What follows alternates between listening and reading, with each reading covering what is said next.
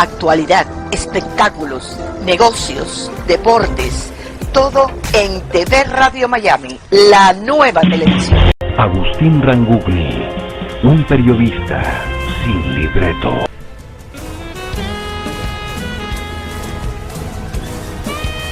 Te pasa el día sin canto, te pasa el día sin canto, ay, yo toda la ciudad. Ay, oye, mi chinalita, ay, oye, mi chinalita, te vas a tirar, de tanto procedimiento, te vas a tirar.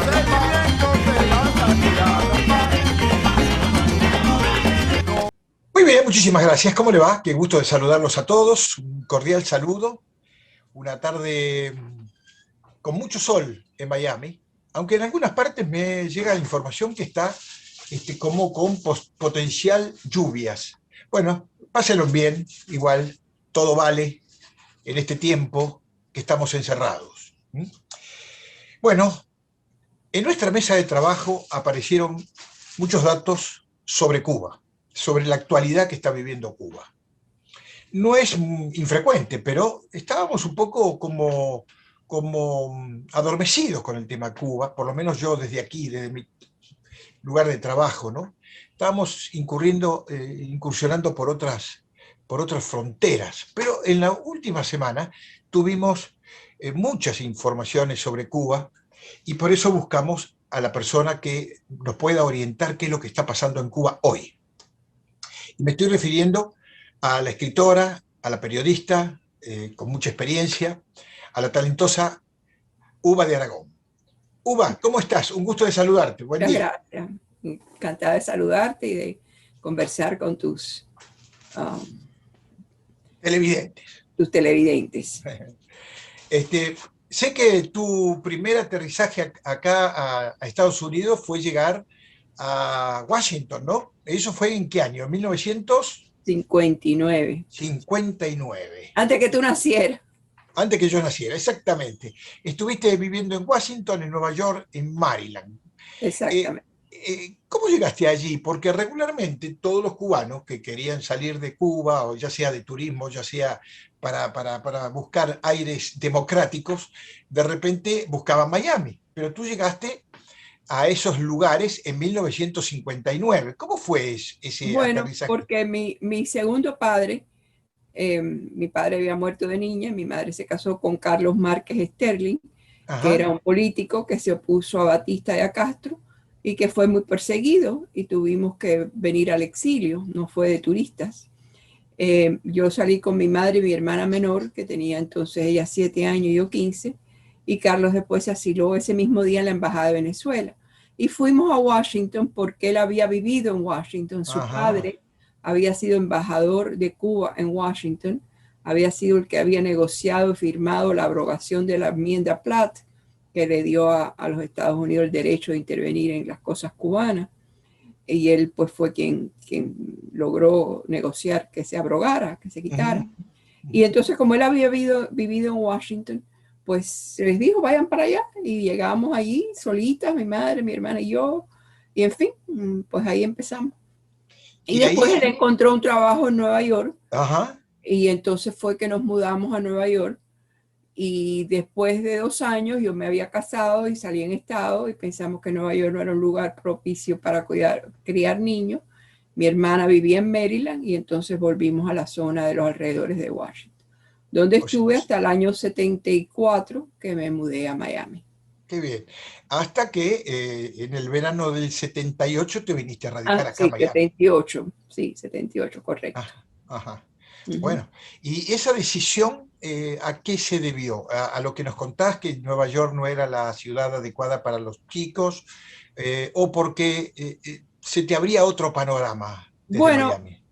Cuando veníamos siempre de vacaciones, porque era lo más cercano a Cuba que podíamos llegar, y era la comida cubana, y teníamos familiares y amigos, y la playa, y los mangos, y los libros que vendía Salvat en español, etcétera.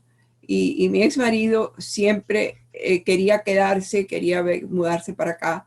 Y yo, que siempre he sido más cautelosa con los cambios, me resistía.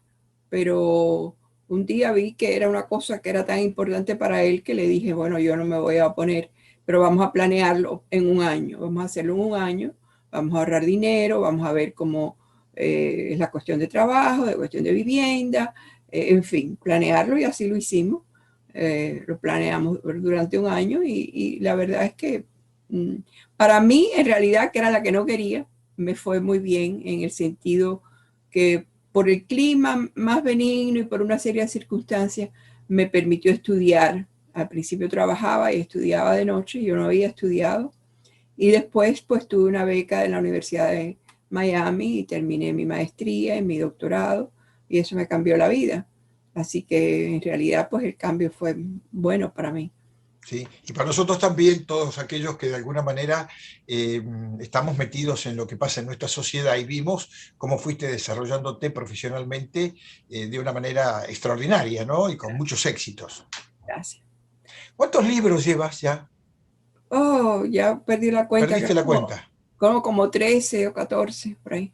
13, 14. ¿Todos tienen más o menos la misma línea o ¿No? las temáticas son diferentes? Bueno, siempre tú sabes que los escritores tenemos como 4 fantasmas que se repiten, pero Sí, el en caso Cuba está género, siempre presente, aunque sea de Cuba está reflejo. siempre presente, pero en género tengo 3 novelas, tengo creo que 3 o 4 Ujú. poemarios, que hace mucho tiempo que no leo poesía, que no escribo poesía, tengo 2 o 3 colecciones de artículos, he hecho mucho periodismo y los he recogido en varios libros.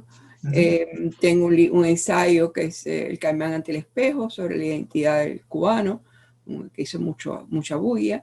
Ujú. Tengo mi tesis doctoral que se publicó en la Universidad de Salamanca sobre mi abuelo, el escritor Alfonso Hernández Catá, que es un libro más académico. Así que, pues, novela. Tengo 2 libros de cuentos, o sea, narrativa, poesía, Claro. ensayo, una obra de teatro que se tradujo al inglés y está en una antología. Así que todos los géneros, algunas 2 han sido traducidas al inglés, 2 de las novelas, Memoria del Silencio, que salió una edición bilingüe, se enseña mucho en las universidades, y la otra que es una novela de detective. Además escribiste mucho en los medios de comunicación. Muchísimo, hice mucho en las páginas del diario Las Américas, tuve una columna fija por muchos años. Sí. Y Ocupándote de lo que pasaba en Cuba. Principalmente, aunque en Principalmente, realidad sí, claro. escribía también de política americana, de cultura, de muchos temas. Quiero preguntarte, diciendo que ya nombramos a Cuba y su realidad, ¿en qué año se fundó el movimiento San Isidro? ¿Puede Bueno, ser en el 2018, 2018, hace 3 años? pudiera ser, no te podría contestar con exactitud, Ajá, porque que salió a hacerse famoso, sí. creo que fue en el 2020, ¿no? Te Pero que pregunto porque vuelve a estar en la palestra, vuelve a estar a la cabeza de la resistencia, ¿no? ¿Cómo estás viendo la situación en Cuba hoy? Y mira, entramos en tema. la situación en Cuba tiene yo creo que su peor crisis, porque coinciden 3 crisis. Una crisis de salud pública, una crisis económica y quizás 4 crisis. Una crisis de liderazgo y una crisis de que no hay capital ideológico. O sea, ya nadie cree en la revolución. O sea, al problema de la salud pública, que es muy grave y que no se ha podido contener y que en muchísimos casos, a la crisis económica, que ya es como crónica, pero que se agrava cuando se tiene que cerrar el país y no hay turismo, a que el liderazgo de Díaz-Canel y de las personas no convence a nadie, nadie les tiene miedo, la cantidad de protestas y las cosas que les dicen, se ha perdido el miedo, absolutamente se ha perdido el miedo. Las redes sociales es otro factor que ayuda a que las cosas que pasen se sepan. Uno pone Cuba, represión, y te salen ahí videos tras videos. Sí. Y si te fijas, hay más de un caso, bastantes casos, en que hay una confrontación con la policía y la policía acaba yéndose. Eso no pasaba antes. Yendo quiere decir que no participa. Bueno, yo vi hace poco uno de una Ajá, mujer sí. que van a apresarla y la mujer se defiende de una manera y le empieza a hablar al hombre y a decir no, y qué sé yo, y déjame, y le manotea en la Discute, cara y lo discute. empuja, y qué sé yo, y la gente lo rodea y le dice, dale duro a él, y tú abusador, y el hombre acaba yéndose, el policía se va, porque los rodean, y le empiezan a gritar, y la mujer se defiende y le pega, la mujer le pega al policía. Nunca he visto en Cuba eso antes. No. Entonces, aquí hay dos cosas que yo me pregunto con respecto a esto. El policía se va porque el grupo es grande y lo amenaza y la mujer se defiende, o porque ese policía ha decidido que él Claro. no va a pegarle al pueblo cubano. Qué bueno sería eso. Es una pregunta, Si yo se no sé la generalizara, respuesta. sería un cambio rotundo, ¿verdad? Hay actos de represión violento, no Sí, sí, todos los claro. casos son así, Sí, por mandato de arriba, claro. naturalmente, pero ¿en qué momento las fuerzas represivas van a decir yo no reprimo a mi pueblo? Ujú. Eso está llegando cerca. Ante este rol que durante tantos años tuvo la represión en Cuba, ¿qué papel juega hoy? ¿En qué influye en la sociedad las redes sociales? Oh, mucho, mucho. Que es un factor que no existía antes. Claro. Pero, y ahora en este momento está muy más complicado todo por la pandemia. O sea, la gente no se puede reunir, etcétera, por peligro, ¿no? Entonces, eso limita un poco los actos de protesta. Pero yo soy miembro de varios grupos eh, en medios sociales que no son grupos políticos, son grupos, por ejemplo, el Vedado de siempre, el Vedado, ¿sabes? Un barrio habanero muy... Entonces Ujú. la gente pone fotos de casas y la historia de la casa, pero de pronto te ponen, están dando pan en qué sé yo, la cola es de 3 horas, han podado tales árboles, esta gente que poda los árboles pero no se dan cuenta que quitan sombra, no lo saben hacer. Y entonces se va formando las quejas. Y eso no es un grupo de oposición es un grupo de poner fotos de un barrio, es un grupo de un barrio. Y entonces ponen una noticia y ahí empieza a correr la información. Ujú. En otro aspecto muy importante es que cuando pasa una confrontación, cuando viene la policía, la gente lo firma, como sucede aquí, como lo hemos visto ¿Sí? recientemente O sea, en el juicio del ya no hay policía. tanta impunidad. No, porque todo, y eso lo mandan para afuera y lo sabe el mundo entero. Entonces, y circula porque ya los cubanos dentro de Cuba tienen acceso al Internet, tienen Facebook, no el mismo acceso que tenemos aquí, Sí, sí, sí, sí. quizá, pero sí tienen acceso. Y eso Todo también hace esto, que se comuniquen unos con otros, claro, claro, que se claro, puedan citar y que puedan estar al tanto de lo que cada uno piensa.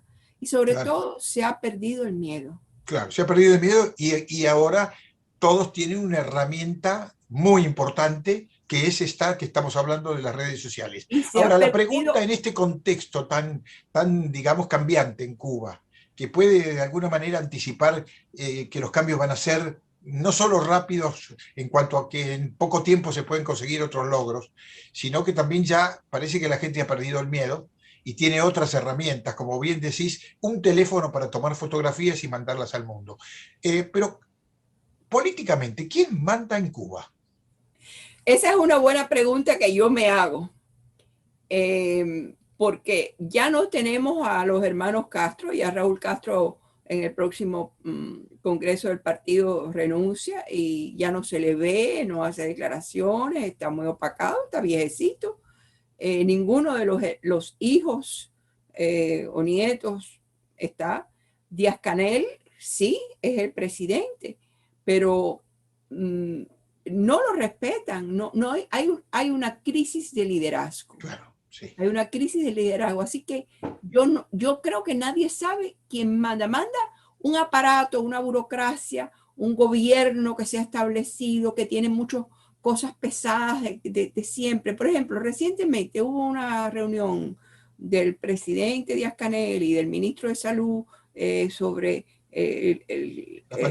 la COVID, como dicen allá, y cómo evitarlo. Y cuando tú lees las declaraciones, parece que le están echando la culpa al pueblo cubano, que van a hacer una campaña de educación para que la gente se comporte mejor. Bueno, señor, en vez de gastar en educación y en todas esas cosas, gaste en una mejor distribución de los alimentos para que no haya colas para buscar un pedacito de pollo. Si usted ahí se forman tumultos de centenares de todos personas. los días veo las fotos y sé en qué esquinas Sí, sí. son, porque en estos sitios que la cola en la panadería de tal lugar, la cola en el mercadito de tal lugar, y ahí ves la cola. O sea, nadie me lo cuenta. Todos los días yo estoy al tanto. Ahora, Hugo, si Díaz-Canel ya no tiene la representatividad de alguna manera que era respaldado por los Castro, el pueblo ya empieza a mirar de otra manera a los gobernantes, ya los enfrenta y ya tiene elementos para defenderse, como por ejemplo las redes sociales. Pregunto, ¿quién sería el hombre que hoy puede tomar la posta? Mira, esa pregunta me la hago constantemente. Uno siempre piensa que puede haber una cosa que encienda la chispa, que en la historia está ese momento, lo vimos en Polonia cuando, hay momentos así en la historia que se prende una chispa y que no fue el 14 de julio de 1789 que empezó la Revolución Francesa, pero la toma de la Bastilla fue un momento, un hito que cambió la historia del país y de la humanidad. Entonces hay esos chispazos, pero bueno, vamos a suponer que suceda el chispazo, que suceda en una cola, que venga la policía, que suceda con San Isidro, y que haya una revuelta y que maten a un policía. Bueno, ¿quién toma el poder en Cuba? ¿Quién hay en la oposición? Porque tú, por ejemplo, en Venezuela, tú has visto líderes políticos que han surgido. Había una asamblea, había personas, pero tú no ves una cabeza pensante que tú piensas que puede decir, bueno, esta persona va a ir a la televisión, va a hacer un llamado, va a poner un gobierno provisional, llamar a una junta. ¿Quién? No sé, yo no lo sé. No lo sé. Claro. Bueno, y la televisión me imagino que no está abierta tampoco pero a yo la te estoy oposición, hablando, ¿no? del caso de que hubiera una revuelta, que llegara a eso, fuera a los medios sociales, que llegara a eso, como por ejemplo, durante Batista, cuando hubo el ataque del Palacio, José Antonio Echevarría llegó a Radio Reloj y pudieron controlar al hombre que estaba ahí en los controles y darle un mensaje al pueblo cubano. Después lo mataron unas cuadras después y bueno, no mataron a Batista y no se cambió la realidad en ese momento. Pero suponte que hay una revuelta y que unos cubanos puedan lograr ir a Radio Habana, que está ahí en la Lonja del Comercio, y coger a la persona que está hablando en Radio Habana y decirle, no, usted se sienta aquí que la vamos a amarrar. Claro. Diga usted, la vamos a amarrar porque yo la que conozco allí es una mujer. A lo mejor hay otros hombres que sí. Y nosotros vamos a hablar por Radio Habana y le vamos a decir al pueblo cubano que tiene que hacer esto y lo otro. Que sí. Bueno, vamos a suponer que llegamos hasta ahí. Bueno, pero ¿quién gobierna? ¿Quién toma el poder? No sé, yo no lo sé. Desde aquí, desde Miami, algo está pasando porque se notan movimientos en Radio TV Martí, una emisora que trataba de llegar a los cubanos, mandándoles datos, referencias, instrucciones, no sé, una concientización para alcanzar la libertad. También tenemos un nuevo gobierno. Adiós Trump, llegó Biden. Estos datos, ¿qué te dicen? ¿Qué te señalan para ir observando un poco lo que viene en Cuba? Mira, yo te voy a decir, yo creo que los cubanos tenemos la tendencia de pensar que somos más importantes de lo que en realidad somos. Y en este momento que el presidente Biden tiene tantos problemas, no creo que Cuba es su prioridad. Y no creo que va a haber un cambio de política inmediato, porque además no es posible con una pandemia. no es posible. ¿Qué podría hacer de principio Biden?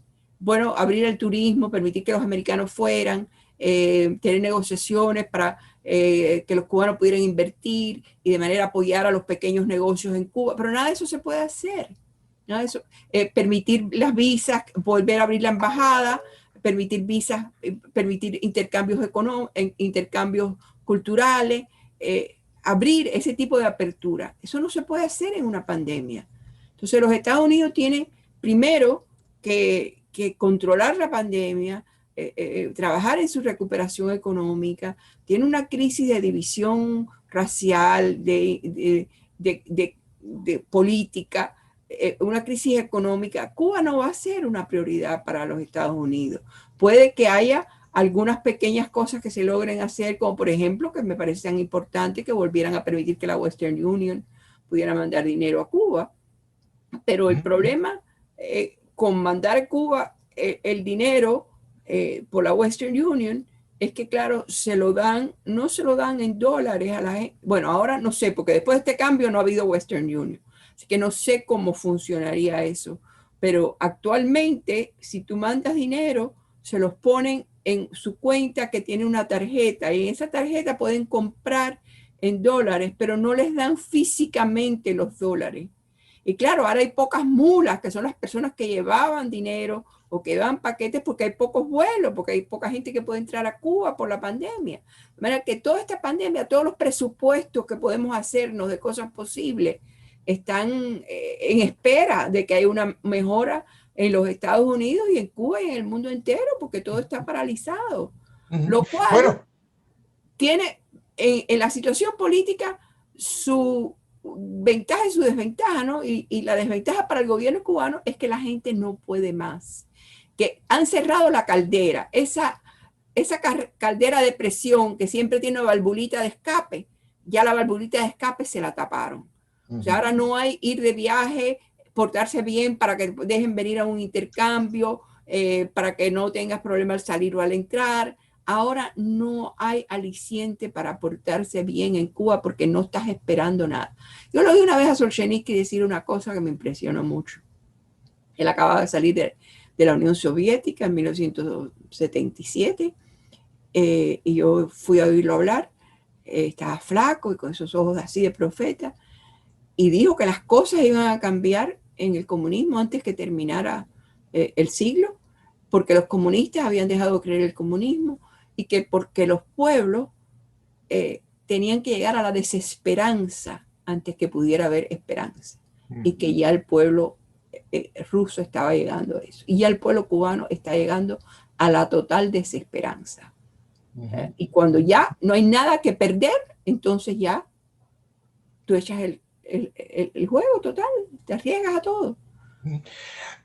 A mitad de marzo, aquí en Miami, y también en el resto del mundo, entre ellos tanto Washington, Madrid, París, Ecuador, creo que inclusive en Perú también hubo movimientos, en Argentina yo sé que hubo un grupo también que se manifestó, bueno, pero estas organizaciones que conforman un poco la representación del exilio convocaron de alguna manera para, bueno, de alguna manera imponer el patria y vida primero. ¿Qué efecto tiene todo este movimiento o qué efecto tuvo? Ya llevamos 20 días de todo eso.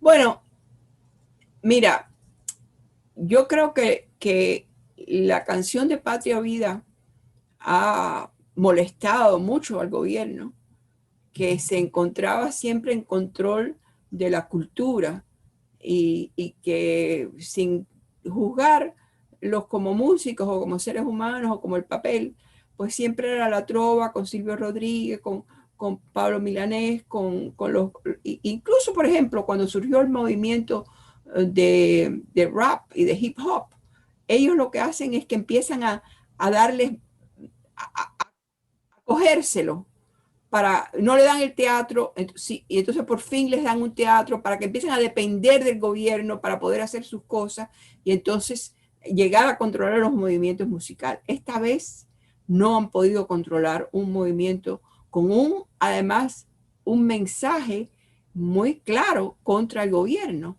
no solo porque se apropia de una frase desde los inicios de la revolución de patria o muerte para cambiar la patria y vida, darle la vuelta a eso, sino por las propias frases que hay. Y además viene desde una cultura popular.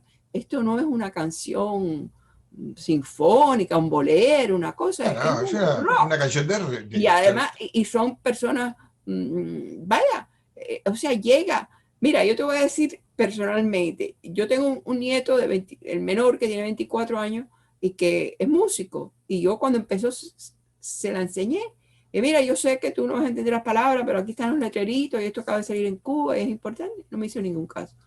Como 2 o 3 semanas después me dijo, abuela, esa canción que tuviste está en todas partes, se oye en todas partes, está en todas partes y es muy buena. Él no me hizo caso a mí, pero él que está en el mundo de la música, la canción se le impuso por muchísimos medios. Claro. Entonces, todas estas cosas van sumando. Yo no creo.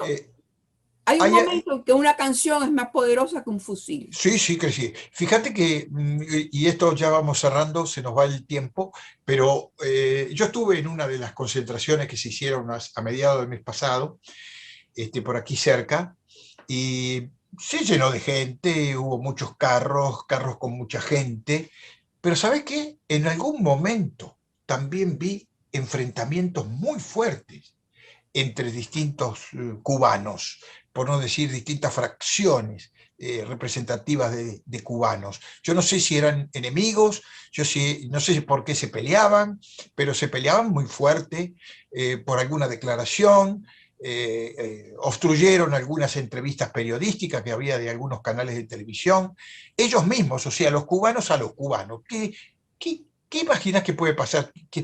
¿Por qué se da esa situación? Mira, Cuando se convoca justamente para la unión, ¿no? te voy a decir 2 cosas muy tristes. Una, bueno, es posible que esos grupos estuvieran infiltrados por simpatizantes de la revolución. Si las cosas fue tan violenta, yo la realidad hace tiempo que ya yo no voy a esas cosas. Fui mucho a muchas manifestaciones, pero ya por edad me parece que mi pluma es más importante, es la manera que yo puedo hacer influir, ¿no? Puede ser eso. Pero otra cosa más triste es que yo creo que lo que va a suceder en Cuba, ese tipo de manifestación no tiene. Los cubanos del exilio en este momento no vamos a tener un impacto en lo que pasa en Cuba. Pudiéramos tenerlo a largo plazo. Creo que hay muchos conocimientos y en la reconstrucción de Cuba, la inversión de dinero, el servir de agente para poder lograr préstamos en el exterior, para hacer muchas cosas, puede ser útil. Pero la realidad de Cuba va a explotar y a resolverse dentro de la isla. ¿En No qué en Miami. momento? ¿En el momento que desaparezca Raúl Castro? No, yo creo que ya Raúl Castro prácticamente está desaparecido. O sea, eso no, la muerte de Raúl Castro, que viene por regla natural, no va a cambiar nada, no va a aportar nada a un cambio rotundo, a un cambio de la La de noche a la Fidel mañana. Castro no lo hizo, no lo cambió. Bueno, pero había toda una plataforma detrás, ¿no? Bueno, y Ya esa plataforma existe todavía, pero se está rescabrejando. Por ejemplo, mira, te voy a dar un caso. La Iglesia Católica está dividida. La Iglesia Católica, hay muchos curas que están muy abiertamente actuando a favor de la gente y en contra del gobierno. Sin embargo, el gobierno a los prelados más elevados les manda un recado y les dice, dile a fulano que se esté tranquilo, o si no esto, y entonces el obispo eso le dice, mira, ten cuidado, y tratan de acallarlo. Entonces hay una pugna entre los más activos, los que hablan más, los que se involucran más con los disidentes y con los movimientos, y los que quieren ser más conservadores en este momento, ¿no? Entonces, igual que eso sucede en la iglesia, yo estoy segura que sucede en el mismo gobierno cubano. Bien. Y siempre he creído que en Cuba hay 2 gobiernos, que hay un gobierno paralelo y que hay un un gobierno que quiere apertura y hay los ortodoxos y los fuertes. El día que esos ortodoxos y esos fuertes ya no puedan más con los que quieren abrir, ese día es el día que se cae el régimen de Cuba. Bien, creo que es como una sentencia eso, lo dejamos así. Vamos a Uva, ver. te agradezco infinitamente, como de costumbre, tu generosidad de atendernos y, bueno, y hacer conocer tu opinión, que es muy importante, para que los cubanos que nos siguen tengan una referencia y que vayan noteando el horizonte, porque los cambios pueden venir pronto. Muchísimas gracias, Uva. Gracias a ti. Que sigas muy bien. Gracias. Hacemos la pausa, venimos enseguida. Nos quedamos pensando, lo que dijo Uva deja yo diría, un hilito suelto para que agudicemos nuestra observación, para ver qué se viene y quizá muy pronto. La pausa.